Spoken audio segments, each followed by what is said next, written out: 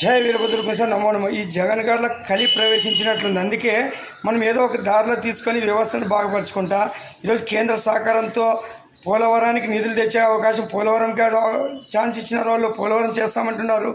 అమరావతికి 15,000 కోట్లు కేటాయించినారు. ఈ విధంగా రకరకాలుగా మనకు సహకారం చేసుకొస్తుంటే మళ్ళీ ఇది మంచి జరగడం వాళ్ళకి ఆయనకి ఇష్టం లేదేమో. ఆంధ్రప్రదేశ్లో బాగుపడడం ఇష్టం లేదు, ఆంధ్రప్రదేశ్ ప్రజలు సుఖపడడం ఇష్టం లేదు. అందుకేనేమో మళ్ళీ మొదలుపెట్టినాడు ఏడుపు. అంటే మనం సుఖపడుతుంటే ఈ కలి వచ్చి అడ్డుకుంటున్నాడు. ఆ కలి జగన్ రూపంలో అడ్డుకుంటున్నాడు. మనం తెలుసుకోండి.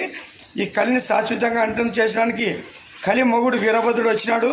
మనకి ఎప్పుడు ఆడుకుంటూనే ఉంటాడు. కానీ మనం కూడా ప్రజల చైతన్యం రావాలా. సంక్షేమం అనేది లిమిట్లో తీసుకోండి.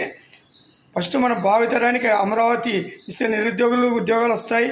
పోలవరం వస్తే రైతులు బాగుండి పంటలు పండి ఆహార ధాన్యం కూడా దేశమంతా వెలుగుతుంది. ఆహార ధాన్య భద్రత కూడా ఉంటుంది. కాబట్టి కేంద్రం అన్ని రకంగా ఆలోచించి పోలవరాన్ని కూడా తొందరగా చేస్తుంది. అమరావతిని